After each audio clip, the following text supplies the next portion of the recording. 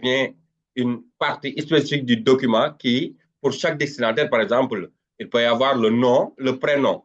L'un peut être Modou Fall, l'autre peut être Demba Sow, Fatih Gaye, ainsi de suite. Donc, les noms ne sont pas identiques. Donc, chaque destinataire ils ont le même contenu de la lettre, mais chacun doit également s'identifier par rapport à la lettre. Donc, son nom doit apparaître. Si maintenant on veut réaliser cette tâche-là en écrivant à chaque destinataire le nom, parfois quelqu'un peut se nommer Fatou Fall et on met Fatou Diop, ce qui va causer des problèmes. Et ces erreurs-là ne vont pas apparaître avec le public postage, à moins que l'erreur a été commise ailleurs, mais pas dans le document. Également, les adresses. Par exemple, quelqu'un peut habiter à Dakar, un autre à Mbadakhoune, ainsi de suite. Donc, on ne doit pas se confondre, on ne doit pas confondre les adresses, ainsi de suite. Les numéros de téléphone, les adresses mail, voilà, des éléments spécifiques d'appréciation. Par exemple, on fait un public postage pour faire un compte rendu d'une évaluation ou bien un feedback personnalisé. Dans ce cas, on est obligé que chaque élève ait l'appréciation du prof sur son travail. Et dans ce cas, on ne peut pas donner l'appréciation pour Modou, on risque de le donner pour Aïda, ce qui va causer un problème. Donc là, le public postage maintenant vous permet de pallier à ces éventualités. Autre chose également, c'est l'automatisation. Parce que automatiser la création et l'impression d'un grand nombre de documents également, ça permet de gagner du temps. Donc là, maintenant, la tâche d'automatisation arrive d'abord, il faut automatiser, personnaliser et enfin, l'autre maintenant, c'est de gagner du temps. C'est ça qui vous permettra de gagner du temps parce que vous voyez, vous avez pas mal de lettres à envoyer ou bien de notes à envoyer, ce qui fait donc que le fait de pouvoir automatiser et de personnaliser vous permet de gagner vous donne un gain de temps majeur. Maintenant, vous pouvez toujours, est-il que vous pouvez parfois m'interrompre pour poser des questions au niveau du chat, ou bien si c'est rapide également, vous me le faites savoir au niveau du chat. Voilà.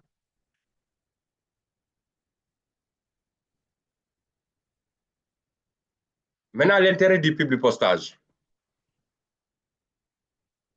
L'intérêt du public postage est de pouvoir faire des insertions conditionnelles de contenu. On peut conditionner des contenus pour l'insertion. Par exemple, dans les documents tout à l'heure, pour adresser des lettres, il peut y avoir, par exemple, des expressions comme monsieur, madame ou bien cher avec, pour les dames ou bien cher pour les messieurs. Donc là, vous pouvez conditionner le contenu. De ce fait, quand il voit que c'est une dame, il va mettre directement cher avec E à la fin. Et quand c'est un monsieur, il va mettre directement cher sans E à la fin. Donc, c'est ça qu'on appelle le conditionnement. Économiser également, économie de ressources. Là, vous n'aurez pas besoin de faire 40 pages ou bien 60 pages pour travailler. Vous travaillez sur une seule page. Donc là, vous êtes en train d'économiser vos ressources mémoire. Également, le gain de temps, on en a parlé tout à l'heure, ça vous permet de gagner énormément de temps. La création rapide des lettres. Donc, la création des lettres devient beaucoup plus rapide que de le faire étape par étape.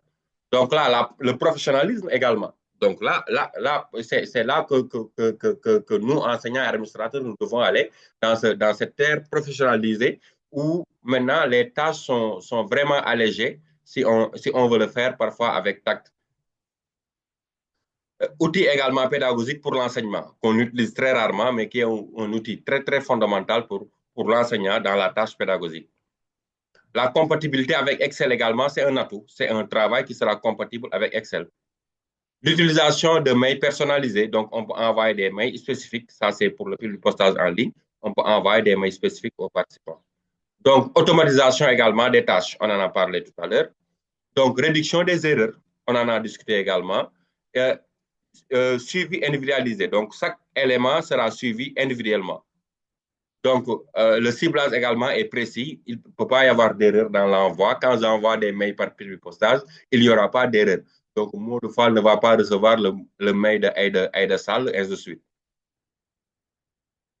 Donc, adapté également à des formats divers. Donc, à divers formats, on peut adapter le postage.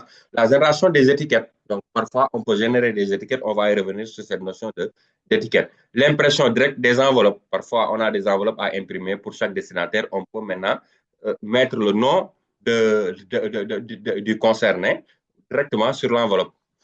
Également, la facilité des modifications. La facilité également d'utilisation la communication en masse, la personnalisation automatique. Je rappelle que si la vidéo est coupée, pour revenir, il nous reste 6 minutes dans cette partie. Pour revenir, il faudra seulement cliquer sur le lien. Voilà, on avait déclaré 40 minutes, on a perdu un peu de temps au départ. Donc, si la vidéo s'arrête, il suffit seulement de cliquer sur le lien pour revenir. Je vais activer entre 3 à 4 minutes comme ça pour revenir encore avec le même lien. Donc là, on a également la possibilité, l'uniformité des documents. Donc, on peut avoir un document pour Massamba qui sera différent d'un document pour Modembe. Donc, on aura des documents qui sont uniformes. Maintenant, uniformes dans la mise en forme et dans le contenu principal. Maintenant, il sera spécifique par rapport aux données personnelles. Ensuite, maintenant, les éléments de publipostage. Pour les éléments de publipostage, il faut d'abord une tâche. Parce qu'il faut d'abord identifier votre tâche. Qu'est-ce que vous voulez faire? Si vous ne savez pas ce que vous voulez faire, il vous sera très difficile de faire, du publipostage. Parce qu'il faut d'abord connaître, voilà, qu'est-ce que vous voulez faire. Et avoir la base de la production. C'est-à-dire, ce que je veux faire, c'est destiné à qui? À qui est destinée la tâche? Et cette base de production maintenant peut se faire avec Microsoft Word et avec, du moins, la base de production, c'est-à-dire c'est le contenu. Là où vous allez appliquer la tâche. C'est-à-dire, je veux envoyer des lettres, quel est l'outil que j'utilise? Soit ça peut être un document Word ou bien un autre type de document. Maintenant, tous ces documents, est-il que pour le public postal, c'est des documents qui permettent de rédiger des lettres. Donc, avec Word, on peut faire la rédaction. On a fait Word durant les vacances. Également, avec Google Doc, également, on peut faire des rédactions. Avec LibreOffice également, on peut faire des rédactions. Et il y en a d'autres, hein, avec LaTeX, avec d'autres moyens, on peut faire la rédaction. Et il y a également la base de données. Donc, la base de production qu'on va appeler tout à l'heure le document principal et la base de données. La base de données, c'est le document qui va contenir toutes les informations des destinataires. Toutes les informations des destinataires seront renseignées dans ce document. Ça peut être un document Excel, ça peut être un document Access, ça peut être un document Google Suite, ça peut être également un document Word, parce que le document Word elle-même peut contenir les informations de la base de données. Voilà. Et maintenant, la base de production et la base de données vont nous permettre de faire le public postage. Donc, il vous faut la tâche et la tâche, vous le rédigez sur la base de production et les informations spécifiques au destinataire seront consignées dans la base de données. Donc là, vous aurez la possibilité d'avoir dans le public postage des champs de fusion. Il y a Amadou qui avait parlé tout à l'heure de la fusion. Des champs de fusion, insérer les données dans le document, c'est-à-dire les données de la base de données. Les blocs d'adresse, les formules d'appel, on peut avoir des blocs d'adresse, des formules d'appel. Donc, les blocs d'adresse, on va y revenir, c'est déjà expliqué dans le document. C'est des moyens pour introduire directement des adresses dans le document. On peut faire également des appels personnalisés au début de la personnalisation du début de courrier. On peut faire également des règles de fusion. Voilà, c'est une personnalisation qui est un peu avancée où on va définir des règles. Par exemple, on peut définir des règles comme, par exemple, si on a monsieur, alors mais M point. Et dans le cas contraire, mais M petit m e point.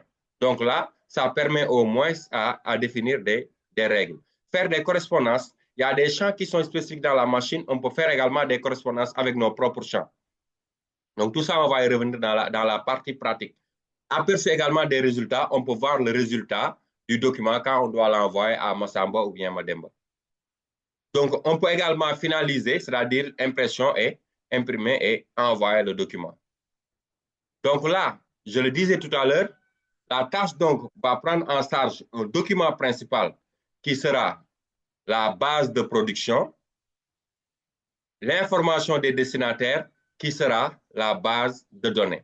Et si on a ça, on a des éléments du public postage. Donc, je récapitule. Les éléments du public postage, il faut un document principal qui est la base de production, qui peut être le document Word. Donc, il faut déjà préparer votre document Word qui doit contenir le message que vous voulez envoyer. Ensuite, l'information des destinataires, c'est-à-dire la base de données qui contient les informations spécifiques à chaque destinataire.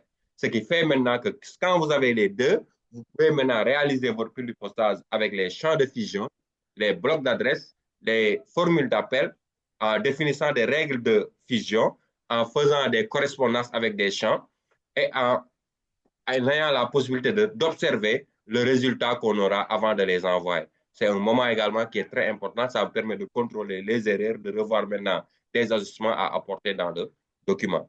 L'impression également du document qui sera une tâche assez fondamentale.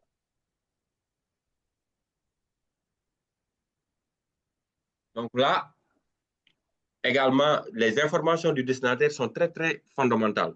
Je pense qu'après la pause, on va revenir sur ce concept des informations du destinataire en allant sur la liaison entre Word et Excel. Voilà. On va développer juste à la... Bon, je pense que comme on n'a pas trop perdu, on a perdu un peu de temps, on peut démarrer juste après pour ne pas attendre les 5 minutes. Donc, je vais paramétrer directement et on va reprendre la rencontre. Donc, s'il y a des questions, vous pouvez en profiter pour le poser soit dans le chat ou bien dans le groupe. Vous pouvez poser directement là-bas les questions. Donc, je vais arrêter. Il me reste 1 minute. Je vais arrêter le partage et on reprend tout de suite. Je vais paramétrer.